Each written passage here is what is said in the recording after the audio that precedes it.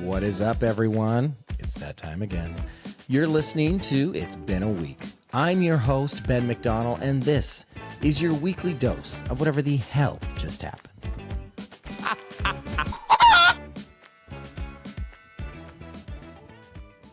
Hello, everyone. Welcome back to your favorite podcast with your favorite podcast hosts. I'm Ben McDonald, and this is It's Been a Week. I'm so glad you guys are here. So the world's on fire. Holy shit. Like literally, are we at war? I think we might be at war.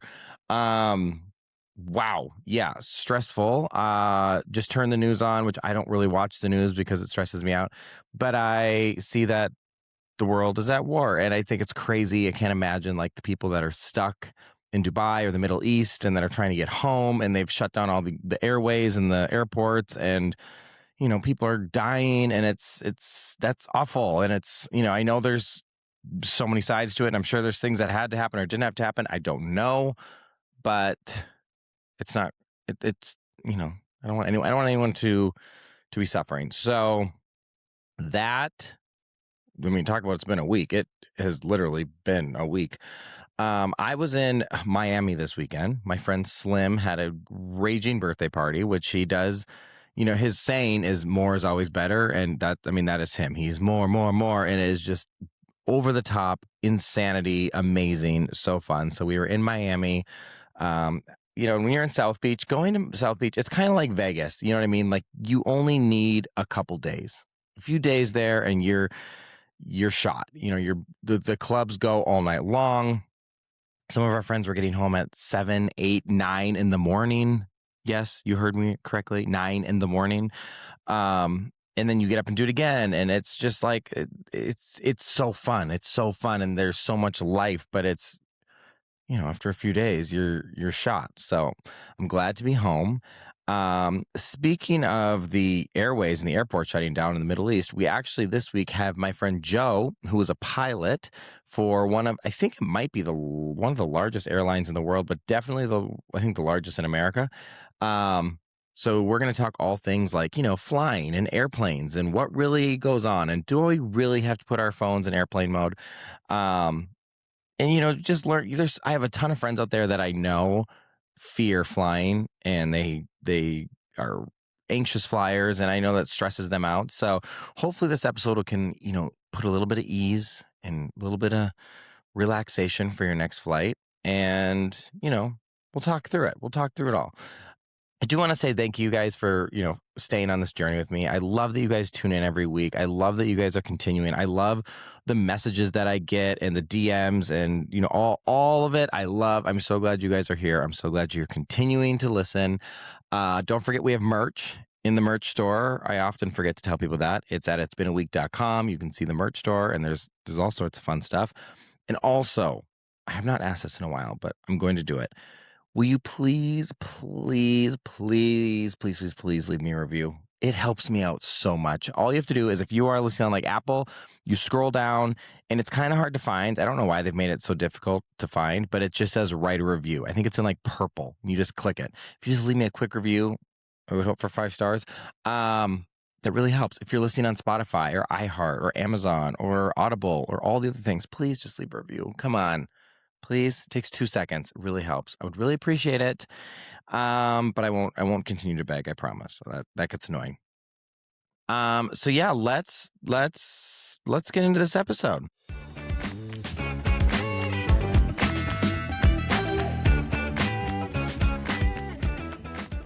All right, everyone. This week, I'm joined by my friend Joe, who happens to be a pilot for one of the biggest airlines in the United States. It's one of the biggest, yeah. For sure, right? Mm-hmm. And so we're going to talk all things flying and planes. I know I have a lot of friends out there with fears of flying, so we're going to like try to debunk some of the fears and some of the questions around it. But before we get into it, how's your week been? Week's been good. Had a week of vacation this week. Haven't really done much. Went down to Houston, played golf. Nice. Last weekend, and driving down to San Antonio tomorrow to go scout out of college. Oh, so always fun. Always more money to spend. Exactly. So you're a pilot. Yes. And you fly big planes. I do. So we're not talking like little little jet things you see over here, little single engines. You fly the big boys. Yep. It's the 787 carries anywhere between 250 and close to 300 people. Is that like the double decker one? No, it's single decker. Okay. But but it's like the lay flats and like first class has got your own, whatever you want to call it, a bed, lay flat, pod. Yeah. There you go. Yeah. Okay. So, the thing I always hear about like airlines, whether it's you're a pilot or a flight attendant, it's like all about seniority. It is. So you really have to decide from like the get-go, like pretty early on, like which airline you want to go with. Cause you can't like switch mid-career. No. Yeah. You got to pick it. Like you said, it is all completely seniority based. And so, well, you've got to just find out, like a saying we have is, you never know if you made the right choice until the day you retire. Right. Because what if you're like with the company for like, 10 years and you're like, okay, but I'm working my way up. And then you're like, wait, this company sucks. Or a new one comes along or that company goes out of business that you're working for. Yeah. Then what? Then you start over. So how many years have you been flying? I've been flying commercially since 2002.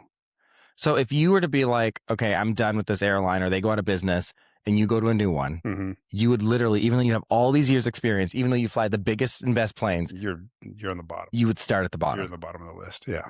Wow. I have a friend's husband. He flies for an airline called Sun Country, and they were based in Minnesota. And back in the day, they were amazing because it was like, it was a smaller, I don't know if it was private owned, but it was like a smaller airline. They catered to like Minnesota. Like if you were in Minnesota, you could go to a lot of destinations. Right. But then those destinations just pretty much flew back to Minnesota. Right. But like they used to have burgers in first class. They would give you cookies. Like it was amazing. And then it got bought out, and now it is like it's below like what you would think Spirit and Frontier. Right. Like it's the lowest of the low. But that pilot now, he's like, he hates it and he's stuck with it because he's been there for 20 years. Yeah. And it started out as a totally different company, a totally different business. And now it's like a shitter. Yeah. Yeah. No, it's true.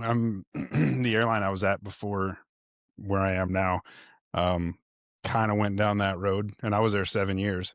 And so you had to get out while you had to get before it was out, too late. And I was able to get on here, and and like I joke with my wife all the time that like, hey, let's move here and I'll go work there. And she's like, no, we're not starting over again. Right. Because that's the other thing. You kind of have to live where their company's kind of headquartered, or at least has a hub, right? You don't have to. I would say probably 40%, give or take, of our pilots commute. I mean, they live all over the place, but then, you're another airplane flight and a drive home. Right. Just adds more to it. Yeah. So, but I mean, we have one of the guys I went through training with was Miami based, and he lived 2 hours outside of Seattle. Wow. And so he commuted a 2-hour drive to Seattle to get on a flight to Miami just to go to work. No, thank you. No, that's crazy. Not interested. I mean, and you would think, because like even with the credit cards, like I have the American Express, like the Delta thing, and between American and United and Delta, they'll do like status match. So like if you reach the highest level on Delta, every once in a while they'll do a status match where because they're trying to get you to come over to their airline. So it's amazing to me that you wouldn't reach a certain level where it's like, okay, if you come to a different airline, you're at least at a certain tier. No. Wow, that's crazy. Nope. Okay, well, hopefully you're happy with the one you chose. Yeah, no, going great so far. Okay, let's debunk some of the questions of like, I have a lot of friends out there that like, I'm not really a scared flyer, but there's a lot of people out there that they freak out with flying. Sure. Biggest question, do our phones really need to be in airplane mode? It is, it's so that during takeoff and landing and when you're on the ground taxiing, they want you attentive. They want you paying attention in case there is an emergency, in case something happens. They don't want everybody glued to their phone. They want you paying attention. So in the beginning, when the 4Gs, 5Gs and all that stuff came out, there were some problems with 5G. That it was messing with some of our systems, but they've pretty much got that. But it wasn't like the plane was going down. No. Because that's what they make it seem like put your phone in airplane mode or we're all going to die. Yeah. No, I mean, it could mess with our navigation stuff, but they've got that all figured out. I've never put it in airplane mode. That's all right. I'm that person. I mean, I mean, most flights now have Wi-Fi, and you can get on the Right. Wi-Fi even when you're like, Yeah. on the ground Yeah. still. It used to be for a while you couldn't get the Wi-Fi until you were like up in the air, Right. and now I feel like it's whatever. Okay, so people also fear turbulence, Right. but like turbulence, and correct me if I'm wrong, turbulence is not, planes don't go down because of turbulence. No, I mean we have procedures. If you know about it, we'll have certain speeds that we're supposed to fly through it, or Like faster or can't get slower? around it. Yeah, like a speed that the plane is designed to penetrate turbulence in. Oh wow. So yeah, like the 787's it's 290 knots, and so if you're below 25,000 feet, slow down to 290, and that's the speed the airplane is designed to go through it at. But no, it doesn't. I mean, if you fly through a thunderstorm where it's very bad, there have been problems, where planes have had structural issues. Mm-hmm. But for the most part, no, it's fine. Like those instances where you could have structural problems, they're few and far between. Right. Like, yeah. In most commercial planes, right? They have they have 3 engines, at least, or 2, Yeah. and you only need 1. Yeah. To really Yeah. do everything. Yeah. Yeah, we can get around on 1. Okay. So, I mean, I just feel like people always, you sit there and when turbulence happens, you can see people's faces or they're like, Right. Yeah. grabbing on their thing and buckling their seatbelt. It's uncomfortable, but there's nothing to be worried about. I saw a video one time that was like, planes are meant to be in the air and they do best in the air. That's exactly right. And there was also something where it was like and I don't know if this is true. Again, this is like a TikTok video I saw, but it was basically explaining how there's like pressure, just as much pressure pushing the plane up in the air as there is down. So it's kind of like the plane's not just going to drop and fall out of the sky. No, it's not. And it has to, right? I mean, you have to have this more lift than to combat gravity, just to stay up in the air. So yeah, as long as you've got enough airspeed, enough air going over the wings, it's not going to just fall out of the sky. You'll keep moving. Yeah. And is it true you're not allowed to be on your phone? That is true. So like if you're going on these, because you do your flights aren't like an hour, you do long hauls. Mine are usually 10 to 16, 17 hours. And you can't like just check your phone once, like just check a few texts. No. Do you ever do it? No. No. Like, no, I don't. Are there other cameras in there watching you? There's not. There's nothing that's going to catch me. But what about like your co-pilots or the other people in the cockpit with you? Mm-hmm. Do you know those people?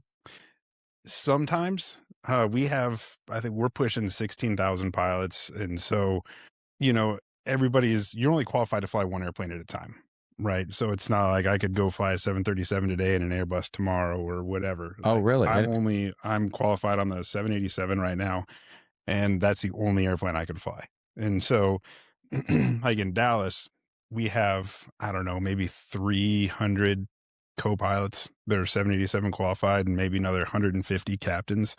So if you're on it long enough, you start flying with the same people and you start remembering. But I've been on this airplane for 4 years and I think I've flown with the same person maybe twice, 2 or 3 times. So it's usually... Wait, that's it? Yeah. So it's very, very rarely do you know the people you're flying with. So every time you get in there, you have to like do this small talk and like, how's your day going? Do you have family? Do you have pets? What's your favorite color? Oh, fuck. Yeah. No, it's pretty boring. And like I told you at dinner a couple weeks ago, like I have like 5 or 6 good stories that I just like repeat every week to the same. Because I'm like, hey, you've never heard this one before. Like, then what if you get someone that's like a total dud? Like, what if they're boring? They're out there, and then you're stuck with them. You sit there and look out the window at night. And I could not. There's no way. It's a lot of fun, and there's a lot of responsibility, but the vast majority of it is pretty boring. So you're sitting there 16 hours. Yeah. You can't be on your phone. I'm assuming you don't get to watch Netflix. And you just look out into the abyss. Now with that, so the 16-hour flight, I flew to Brisbane, Australia last year. That was that one. It was just under 17 hours. So on that one, there's 4 pilots. And so you're only up there half the time because we've got bunks upstairs. We've got beds upstairs. So you'll fly for typically 4 hours and then you'll go in the back and, the other people will come down. They'll fly for 4 hours. So you get a little break. Yeah. So of that 16 or 17-hour flight, you're only up there for 8 hours of it. But on your normal flight is usually how long? I do a lot of South America, and they're all right around 10 hours, That's still, but in, and is there two on there? 3 pilots on that one. So you're up there 2/3 of the time. Okay, so you get at least you get a little break. You get a little break, which is great unless you're so you'll have a captain, a co-pilot, then a relief pilot, and that relief pilot always takes the first break, which that that's like the least desirable one, because like you take off, and as soon as you take off, they go back in bed and they sleep for 3 hours or try to sleep for 3 hours, and then they get up and they're sitting up there for the next 6.5 hours. Oh my god! Yeah, right.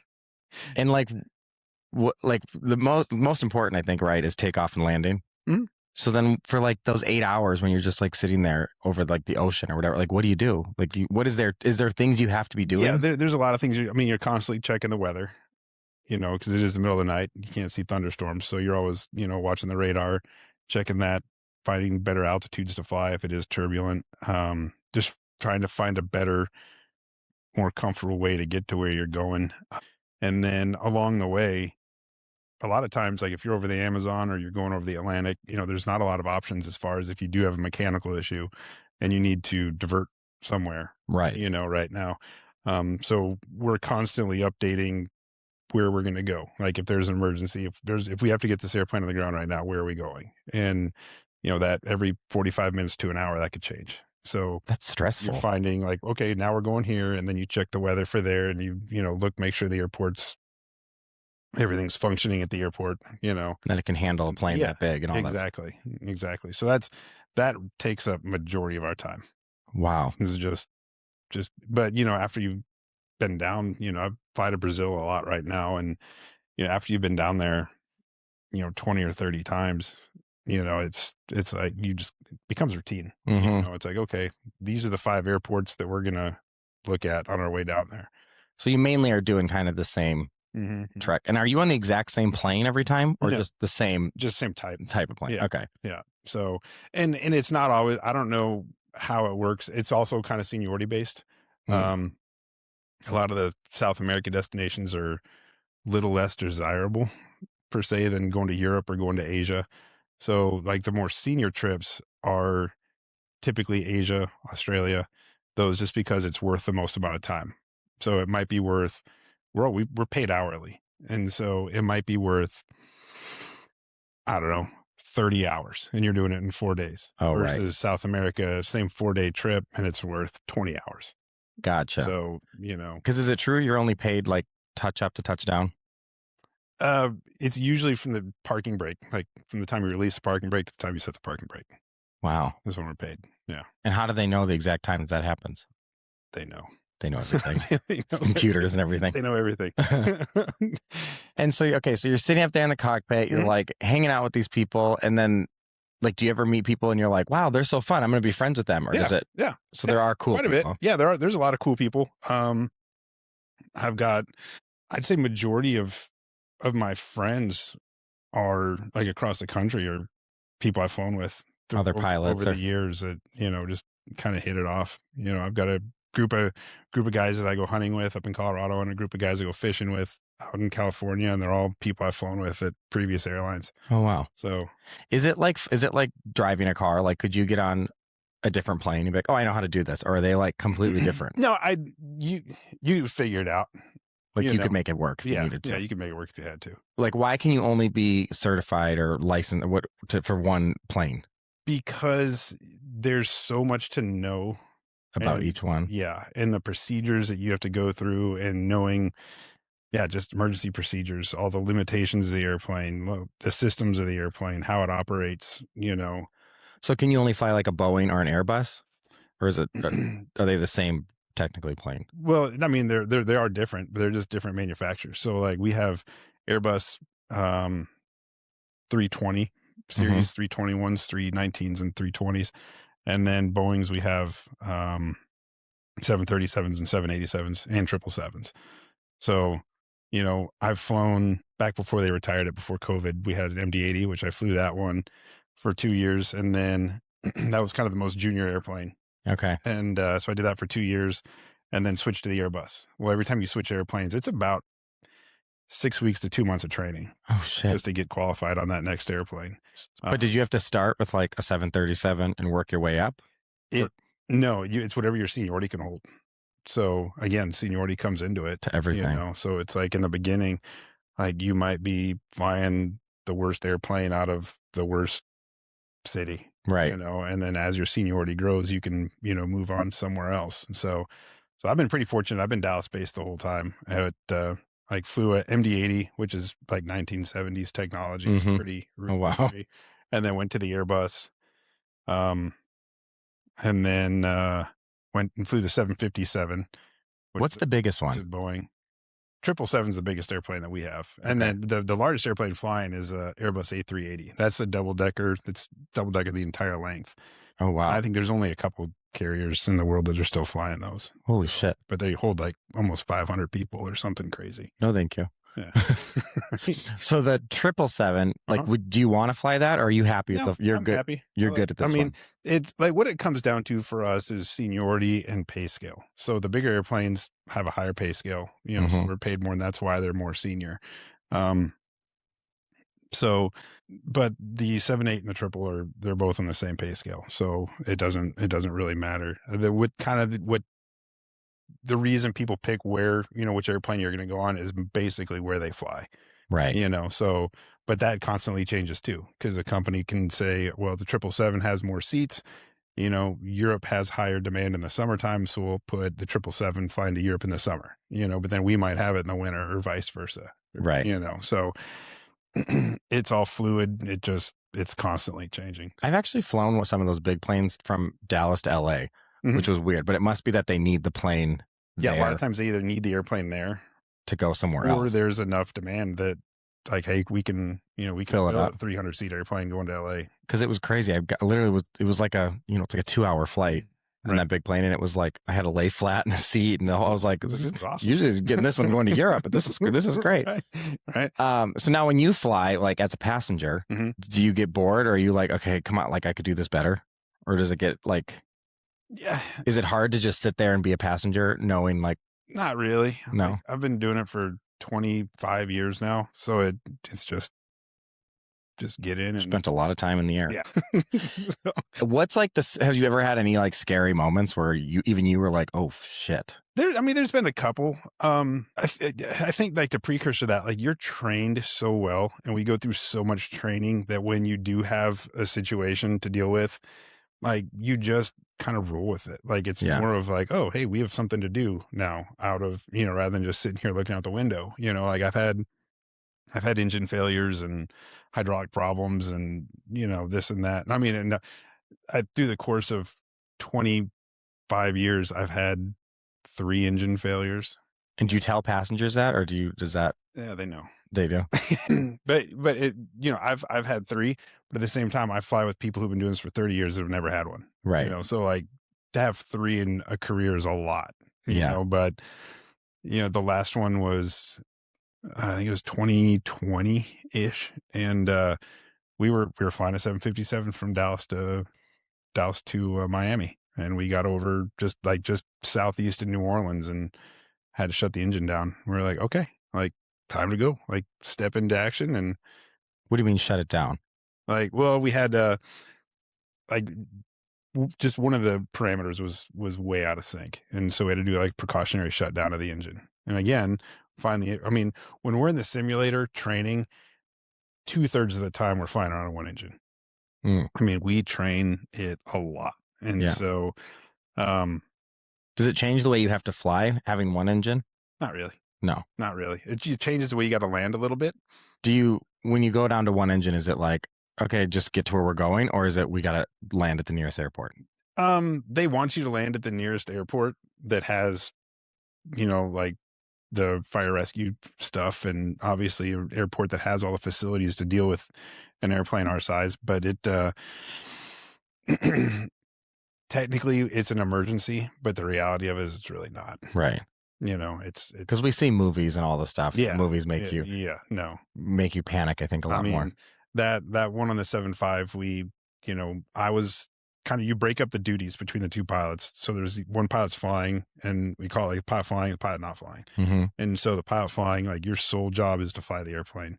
Pilot not flying is the one running the checklist, talking to air traffic control, talking to the passengers. Like they're doing all the behind the scenes. Right. Well, one person focuses. And that all came into play back in the, I think, early 90s. There was a couple accidents. There's one down in the Everglades where plane was coming into land and literally a landing gear light was burnt out. So they didn't show that all three gear were down and locked.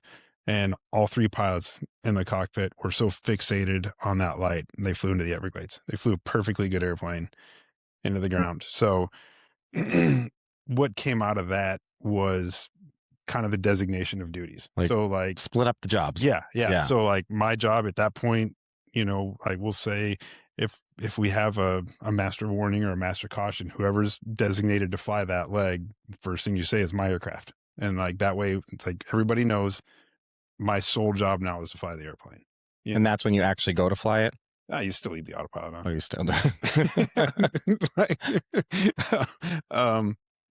But does the autopilot take off and land, or do you do that? We do the takeoff and landing. The airplane does have an auto land function. So if the weather's below a certain visibility, we have to do an auto land. Wow. And they do an amazing job. Really? Yeah. Like, that's so crazy. It's fun to watch. There's YouTube videos you can watch of it. And I have a car that drives itself, and I think, and it's not a Tesla, but even that, I'm like, wow, how does it do this? But I couldn't imagine an airplane. No, it's amazing. And like I said, it's all visibility related. So we can land with, they call it RVR, which is runway visual range. And so if it gets down to 300, anything below a half a mile, we have to let the airplane land itself. But we can go down to 300 horizontal feet down the runway and still land. Like the lowest one I've ever done, and I've done probably 3 or 4 of them, like the mains touch the ground, and you don't see the runway until the nose wheel comes down. And like, that's crazy. Like the level of trust, like there's, when you're 30 feet off the ground and you still don't see it, you're like, this is hairy.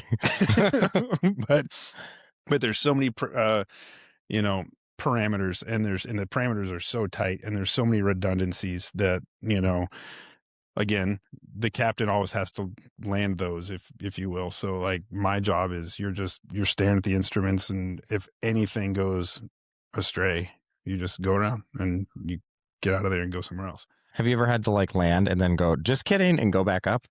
I feel like I've been in a plane once when that's happened. It's pretty rare, but yeah, a couple times. Where it's like, and back up we go. Yeah, call it a go around. Yeah. Yeah.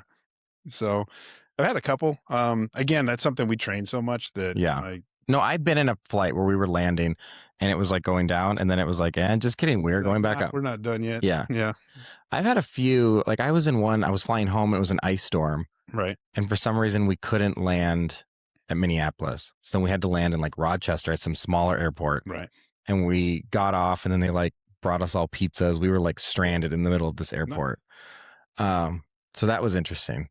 Also, one of the scariest, have you ever flown into St. Bart's? I haven't. Have you heard of that airport? I've seen the videos. That was the scariest shit. I'm not a scared flyer. That was the scariest shit I have ever done in my life.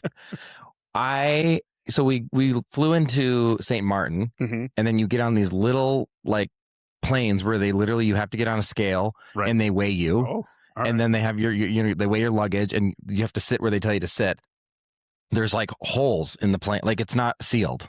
Like it's not the cabin has not been pressurized. Right. No. And we're going, and then you come and you're like going, and all of a sudden there's a mountain, and you go up the mountain, and then you just come straight down the mountain. And then when you land, they like whip a shitty. Yeah. And that's how they like, you literally go off the runway. That's how they stop it. I've seen that. I've seen videos. I don't ever want to do it again. No, I'm not interested in doing that. I then Googled it, and it was like, I think in the top 5 most dangerous airports in the world. Yeah. There's another one that we fly to now. They've actually built a second airport, but Tegucigalpa, which is in Honduras, is another one like that, where you fly along the top of the mountain, and then you just dive straight down. And there's a lot of special airports that you have to have a certain qualification for. And that was the only airport that I. The same Bart's dude didn't even speak English. He was like a French speaking guy in like shorts. He's like, we got this. And I'm like, what the fuck? This is my 5th time doing it. We're good. Yeah. He's like, I trained last week, guys. I haven't crashed yet. But literally, when they whip the shitty and go off into the ditch, Yeah. It was wild. Right. Yeah. Yeah, that was crazy. Yeah, Tagoose is another one, like I said, but have you been there or flown it? No, I didn't want to. Don't do that one. They're like, I've got the qualification to fly into every other special airport we go to, and they're like, you want this one? And I said, no, I'm all set. Good. I'm all set. Thank you.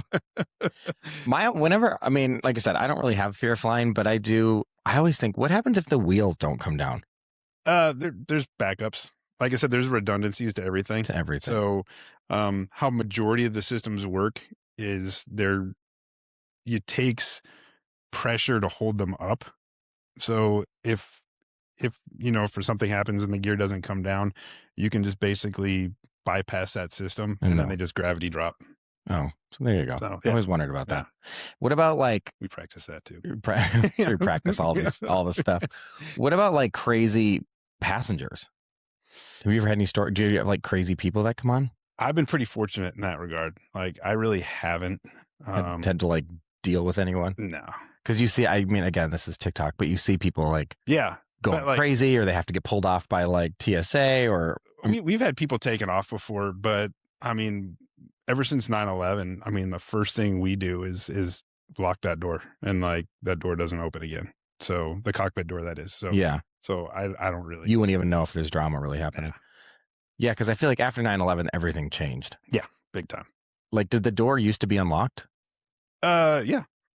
It could. I mean, you could. I'm sure it was locked most of the time, but I mean, my dad, he's not an airline pilot, but he was telling me stories about how he was going to Europe, sitting in the cockpit in the jump seat watching the landing. That would never happen now. No, and that doesn't happen anymore. Yeah, I mean, now even if you have to go to the bathroom, at least on the smaller planes, like they put the drink cart, they're like standing there, like they're like they do all that. Yeah, that. I mean, it's crazy to think that there was a time. You could just go knock. Because I actually remember when I was younger, I'd go up there and they would give you little wings or like the pins, and you would sit up there, and it was like the door was almost left open. Like, go up and say hi. And I remember doing that as a kid. That's kind of what got me into it. You know, was what made you? Did you always want to be a pilot? Yeah, ever since I was little. My grandfather took me to an air show. I remember just being like, yeah, this is it. And I think I was 5. Or something like that. Like I was the kid. My parents always signed me up for like baseball and stuff, and I was the kid in the outfield staring up in the sky. I could care less about the game. So, this has always been your dream. Yeah. Wow. And then, so someday, if you retire, will you get your own plane? Do you think? There's talk. There's talk. There's talk. Our kid's going to. Our oldest is going to college down in San Antonio, and so. We're like, man, it's a 3.5 hour drive, like, or it's a 45-minute flight, you know, and so. And we do have a nice little airport here now in Granbury. We do. So we're thinking about it. But those are you can get double engine planes. I'd like to. Yeah, they're a lot more expensive and a lot more expensive to operate. I mean, I see people here in Granbury, like I'll be driving, and again, they must be practicing because it's a lot of the touch and go, touch and go. But I don't know. Those planes, I don't know if I have the balls to go on those. Yeah. I mean, they're as safe as you make them, right? I mean, if they have good maintenance and good person flying it and this and that, then they're perfectly fine. Do you have to get a special license for that, or have you? No. You're good now. You could fly that. I can fly those. So, wow. I don't know. We'll see. So, pretty much, you are though in the point you've kind of reached where you want to be. Yeah. For now, like being a co-pilot on this it's a great gig. You know, I mean, it's that you're the co-pilot. Yeah. And then so there's the other one. So there's the captain, the co-pilot, and what's the other one? And then relief pilot. The co-pilot, again, it's seniority based. Like we're all qualified as co-pilot. It's not like there's designated relief pilots. So like half the time I'm relief pilot, half the time I'm co. And do you know when it's going to be, or is it you show up and they're like, today you got this? It's on your bid award. It's like when you get like we bid our schedules a month out. And so like how many days a month are you flying? 12 to 16. Wow. Usually. So including like if you're there for a few days, or like 16 Oh, days that's in the air? that's just gone from home. 16 days. Like 12 to 16 days. Oh, Yeah. okay. And then do you usually go spend a few nights there and then come back, or is it like the next day? It's usually a 20. It depends on where you go, but usually it's like 24 to 30 hours that you're there. So like the South America stuff, it's a red eye down there, and so you get in at 6 a.m. and you may leave at 10 o'clock the next night. So you're there like a day and a half. Wow, Almost 2 full days, it's awesome. I could not do a red eye. I can't even stay awake to watch Real Housewives after like 9 o'clock. Yeah, no, you get used to it. Like it's hard. Like your sleep schedule has got to be fucked. Oh, and it's not good for you either. No, because like then when you have a week off, you're trying to sleep like a normal person, and then you're when waking up at 2 a.m, walking around just saying like, "What's going on?" But no, I mean it's not a super healthy lifestyle, so to speak, but it gives you a lot of time off too. Yeah, and you get to see the world and do all that. You get to see the world, make a good living. And when I'm not there, like I don't read emails. I don't like. Right. There's nobody to answer. As soon as I leave the airport, like it's in the rearview mirror, until I have to go back. Which there's something to be said for that too. Yeah, because people, glued to their phones, or their job never ends, or you get to like show up, do your thing, and you're done. Yeah. Wow. Well, I think that for the people that do have the fear of flying, like the big takeaway is like, you've flown for how many years? You've had very few things go wrong, and it wasn't even like major wrong. Right. And, planes are meant to be in the air. They're meant to be in the air. They're super safe. It's still by far the safest way to travel. Way safer than like a vehicle. Oh, yeah. Yeah. I mean, yeah. I'm guilty of it too, but the amount of times that people are on their phones and driving, or like the amount of car accidents that happen, like the amount of people that really die in plane crashes is very, very low. Super low. You have a better chance of getting struck by lightning. I have a friend that got struck by lightning. Never mind. but yeah, no, it's super safe. The airplanes are maintained on a just crazy level. I mean, they're in for ours, if you're going over the ocean, they have to go through a pretty serious maintenance inspection before every flight. So it's and signed off. And so, and then, we're trained all the time, and sometimes I feel like they tell you too much information though, because I did go on a flight the other day and they had to fix something and they were like, don't worry, we're using tape. We have speed tape. Yeah. It's like, looks like glorified duct tape. Yeah. Yeah. I'm like, first of all, is that safe? Second of all, why don't tell people that? No one, they're like, don't worry, there was a thing. We're putting some tape on it and we're going to take care of it when we get there. I'm like, what the fuck? Yeah.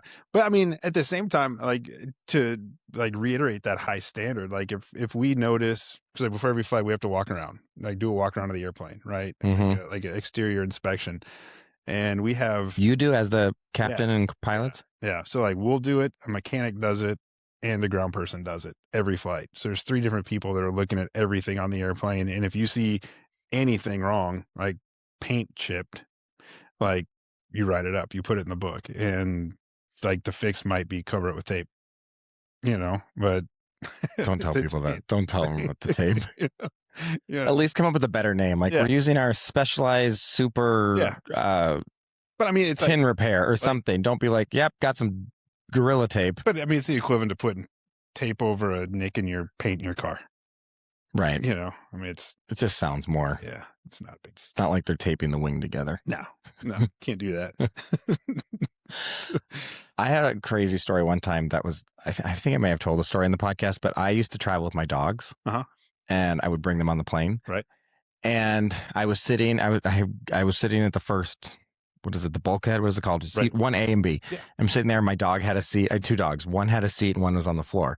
And this lady walks on. I'm assuming she was going back to coach. And she goes, oh, I can't believe they let dogs on a plane. And I said, well, they let you on. Making friends everywhere. But... everywhere I went. And the sad part that karma bit me in the ass pretty quick, because my dog, I had given him like a Xanax or something. So it was his first time flying. Yeah. So I was like, oh, here, we need to like calm the dog down. And he had severe projectile diarrhea.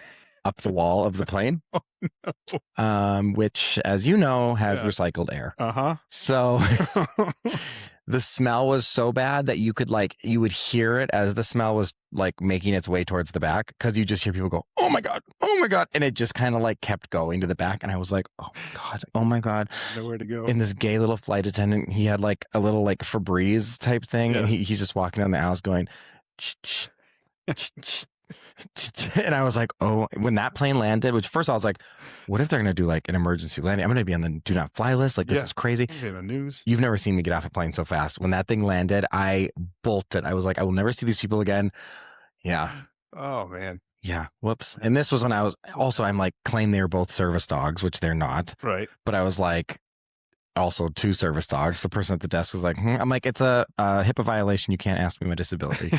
So I'm pretty sure I had like went to get your dog certified.org or, some bullshit. I paid $20 for. Yeah, that was my whoops. Well, it happens. I mean, whatever. Listen, everyone made it. It was fine. But yeah. You get 300 people on an airplane for 10 hours. Something's going to happen. Yeah, luckily this was a short flight. This was like, I think, Minneapolis to Good LA deal. or something. It was Good like deal. 2.5 hours. Yeah. So yeah, any other crazy stories? Anything you want to bring up about flying? It's pretty boring. It sounds like It's it. pretty boring. Like, honestly, at this point, like it's all about the layovers, like whether So why is there so many buttons in the cockpit if you're just sitting there looking out the window? Well, I mean, we can. Do you actually have to like do all these like you do? Yeah, you do. It's usually just during starting the engines and getting the airplane up and running and then shutting it down is when you use all those. But honestly, like in the 7-8, 75% of those buttons we never touch because everything's so automated. And have you ever had a pilot or co-pilot like accidentally fall asleep? A couple times. Hey, get up? Yeah. Or if you're awake, I mean, the FAA kind of goes back and forth on whether or not it's okay, and they're like, no, you can't. But then it's like, well, if you're exhausted, is that better? If the other person's alert and ready to go. Well, they say sometimes exhausted driving is worse than drunk driving. Yeah. I believe that. This was probably close to 20 years ago. I was doing Denver to Fairbanks and we weren't even out of the state of Colorado yet. And that was like a 6.5 hour flight. And the captain I was flying with was like, hey, do you mind if I close my eyes for a little bit? And I was like, dude, that's fine. No big deal. And he was like snoring, sleeping, right? Like in REM sleep. He was out. Yeah. Like twitching. He had like the whole thing going. And I was like, I'm just going to see how long this guy sleeps for. Right. I woke him up when I put the landing gear down, like 6 hours later. And what'd he say? And he was just like, oh, why didn't you wake me up? And I'm like, wow, you were zonked out.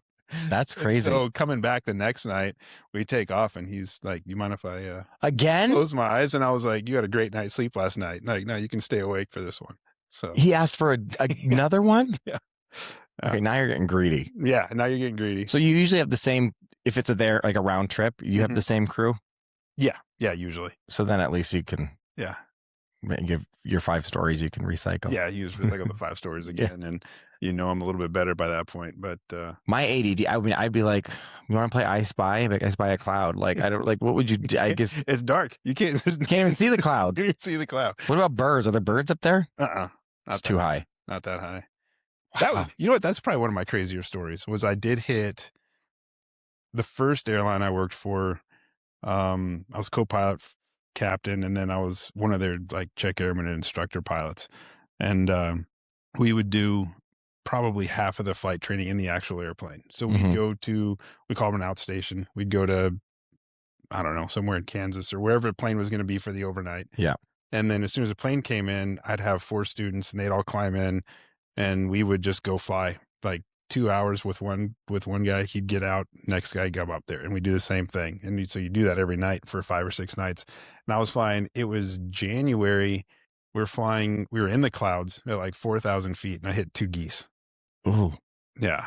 Like, what happened? It, like one of them went through the engine and the other one like hit the door and like bounced off the door handle. And, but the one that went through the engine, like tore up an engine cooler or an oil cooler and like messed the airplane up pretty bad. But Hopefully they both died because geese mate for life. They do. Well, yeah.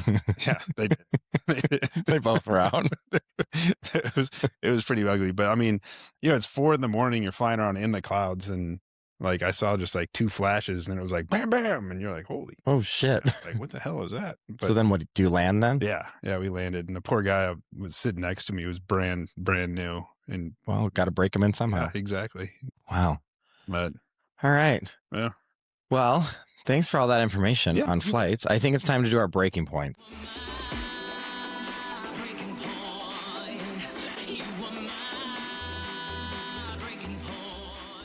So this is the point of the episode where you can bitch, complain. It can be funny, it can be serious, and we're just going to get it off our chest for what has been your breaking point this week. I think like we talked about earlier, it's just gonna be overall home ownership. Yeah, it's a true Yeah. bitch. Yeah, had a furnace go out 2 weeks ago. Had her getting her house painted this week, and It's never ending, we'll see what appliance breaks next week. right? And it's thousands of dollars Yeah, to get this shit fixed. exactly. Well, my breaking point for this week, to be on theme with the topic, I've talked about this before. It's people when they go to the airport and it's like they've never been to an airport before. Yeah. It's everyone's first fucking time. Right. Like and this starts in TSA. Mhm. Like I'm pre-check and global entry and clear. Like I've been around the block. These other people, do I got to take my shoes off? Do I have to? I know. Yes, you have to take your shoes off and you have to take your computer out and you can't have liquids. Right. Then we get to the gate and they start board. There's big screens. Zone boarding starts at 1 and works its way to 8. So when they start boarding and you're in zone 8, sit the fuck down. Yeah, it's not your They're turn. up there at the thing trying to get, and they're doing their, when you scan the ticket, it's going to say, no, you're not in the right fucking zone. Uh-huh. Then you get on the plane and these people are in like 37B and they're in like row 2 and they're looking up. Oh, bitch, you got a way to go. Keep walking. Like, Why do you think you know it's not here? you know the row starts at 1. You know it's going to, if Yeah. you're 37, Mhm. you know you've got a little bit of a hike. Yeah. And then you get on the plane and these people, like, this is another one. Taking your fucking shoes off on the plane, I think should be against TSA regulation. Like, don't tamper with the smoke detectors and don't take your shoes Don't off. take your shoes off. I've had the grossest Neanderthal people that like put their feet up on the seat. I've had them put their feet in the seat pockets. The personal hygiene, Is awful. it's going downhill, isn't it? It's disgusting. People used to dress up to fly. Yeah. Not no more. Listen, I'm not going to get on a plane in a suit and, Right. in a tux. But I'm going to look cute. And even if I'm going to be comfortable, I'm going to have like a nice matching sweatsuit. I'm going to look presentable. These people get on with their SpongeBob SquarePants pajamas, their hair in a fucking rat's nest. They haven't brushed their teeth. I'm like, and they left the house being like, yeah, we're good. That's what I was going to say. I was like, there's a big gap between a suit and your pajamas. Uh-huh. Right? Like, being there. Listen, I get you want to be comfortable on a flight. Yeah. You're going to watch your movie. You're going to do your little thing. I get it. But like, you can wear a nice sweatsuit. You can brush your hair. You can put your hair in a bun. It's fine. But these people, and then they have stuffed animals. What is it with these fucking adults and stuffed animals? I don't know. Or the Pokemon slippers. There's certain restaurants that have dress codes. Uh-huh. I think airlines should have a certain dress code. I like it. I'm with you. And I mean, Yeah. it drives me crazy, these people. Yeah. You can't, I don't know. You can't. Again, at least your door is locked. I don't get to lock my door. That's the saving grace. Yeah. Like that's the redeeming quality is like, I don't have to deal with it. I do like when we have a pod and some of them will have doors and you can Mhm. just like close yourself in Yeah. there, but you don't always get that luxury. All of our new ones do now. The little door. Yeah. It's great. We're just close I'm like, that. leave me alone. Yep. Yeah. Yep. All right. Well, thank you for being on. It's been a week. Yeah. Thanks for coming and talking all things Absolutely. airplanes and all the stuff that happens behind the scenes. I think the takeaway for everyone who's scared to fly is it's not that scary. Yeah. It's much safer. Yeah. And I mean, at the end of the day, the pilot could even pass out and the thing can self-land itself. Yeah. There's something to take away from that. Absolutely. All right. There you go. All right, everyone. Go book a flight, go somewhere fun, and I will see you next Tuesday. Hey, wait. I got something to say. You're here again? All right, let's do it. Okay, everyone, get ready for the after show. Been there, done that with AJ.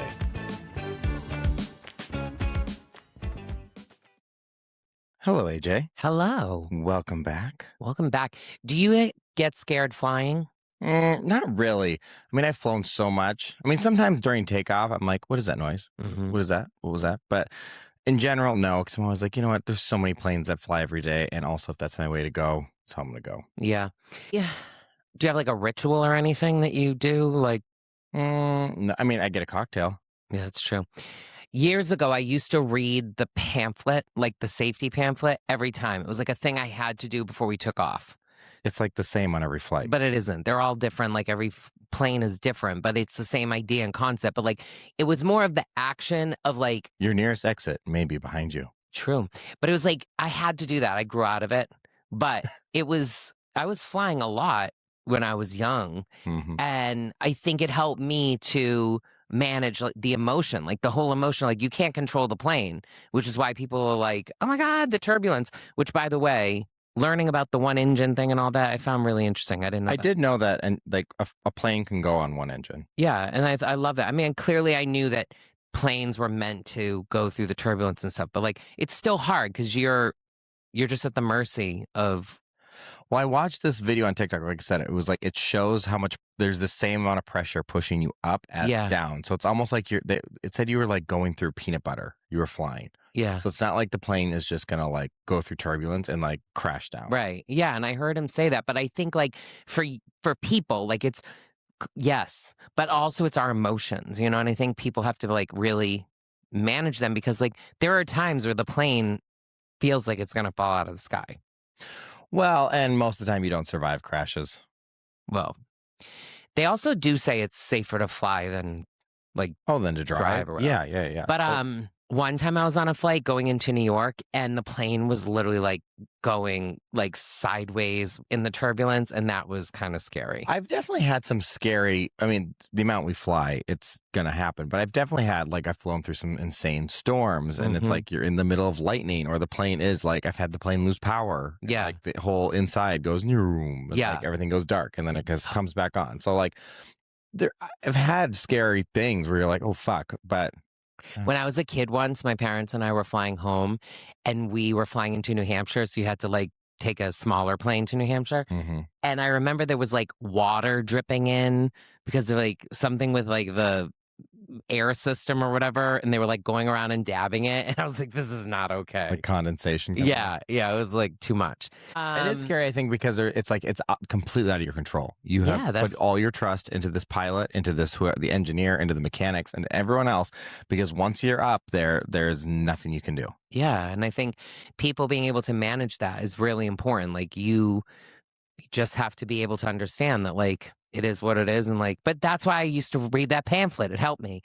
I will say, though, I did not know there was so many pilots up at the front, that there was beds and they would take naps and stuff. And I mean, I've been on a lot of long hauls. Well, I think we probably don't see that because when you're on a big plane like the 777s and the 747s, they're already on there, and you don't. There's like a wall, like you don't see into the cockpit. Yeah. Whereas on like a 737, which is like the normal plane, like what you take most domestic flights, they don't have beds and stuff up there. Right. Well, there's only 2 pilots. No, there's 3. Oh, there's 3 on those ones? Yeah. Is that what he said? Like last night there was 3. There was? Yeah. Oh, the one sat in the middle. Okay, well, that's great. I do think the smaller planes are like the 737s. They're a little tighter. Right. Like, I don't think it's as spacious. But how smart, like, to have that? Like, I mean, that's good leadership to know, like, you know, we need to be able to take these people off and, like, replace them and have this, whatever it was called, like the one that sleeps first. Yeah. Whatever that person is. Like, you know, it's great that they have all that. Well, I think it's, you know, when you're running a commercial airline, it's all about, like, safety. And think of everything that could go wrong. Yeah, and let's have 5 different, you know, in case this, we have plan B, plan C, plan D, you know. Absolutely. So I think it's much safer than people would, you know, think. I really loved your breaking point because I was in the airport yesterday looking around, just being like this, and I didn't even know at that point that you had said this, but I was just like, back in the day, traveling used to be such a fashionable statement and like experience. Yeah, now it's gross. Trash.